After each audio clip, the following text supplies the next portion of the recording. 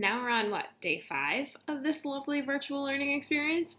So today we're going to look at combustion reactions. Now, combustion is probably the easiest type of reaction we're going to do because no matter what we start with, the products are always going to be the same.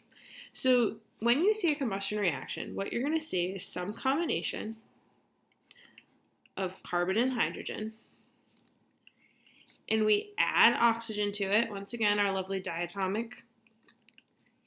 And every time you're going to end up with carbon dioxide and water.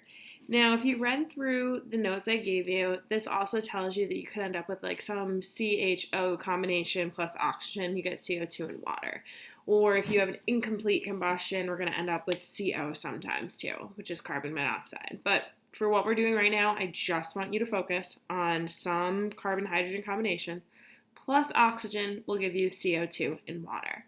So, if we start with, say, C2H6. So this is my ethane plus oxygen is going to give me CO2 and H2O. Now, when we're looking at these lovely reactions, the most difficult part is always just the balancing. So the reason it comes out to be more difficult typically is when you see things like this, where I have oxygen is split between two compounds. So when we're doing combustion reaction balancing, I highly recommend using a pencil because frankly, I also don't always have it figured out. So I'm going to do it myself in a pencil right now, switching it up. As long as you can see it when I write, we'll see.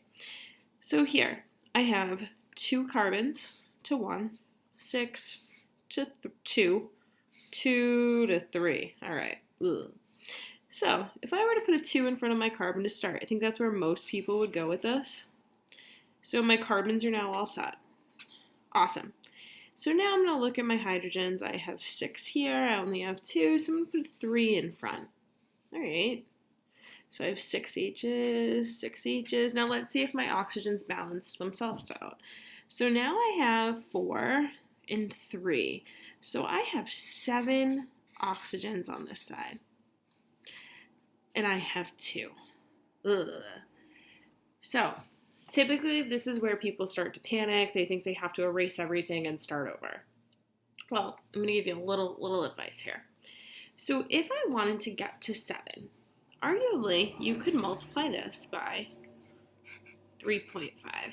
Now, looking at this, we're definitely not going to leave it like that. You'll never see a balanced reaction equation where this becomes 3.5. But what we can do in order for everything to come out the way we want it to, we can multiply everything by 2. So this is technically a 1 times 2, this is a 2 times 2, and it's going to be a 3 times 2. So in the end, my balanced equation would be 2 C2H6 plus 7 O2s gives me 4 CO2 plus 6 H2O. Now, I want to look at this again just to make sure we have everything correct. So to start, I have 4 carbons, and I have 4 carbons. So my carbons check out. I have 12 hydrogens. Over here, 6 times 2, that's 12 H's. All right, so my hydrogens check out too. Sweet. So now let's look at my oxygens. I have 14 on this side, so I'm going to put a 14 O's. Okay, 14. And now I have 8 here plus 6 more, which is going to give me the 14 oxygens that I want. So this would be my balanced equation. So these are super simple because, like I said, every single time, this is going to be what your products are. The most difficult part is going to be your balancing because you have to remember you have oxygens in both products. So there's a few of these problems left for you to do under combustion, and then tomorrow we're just going to put everything all together. Good luck!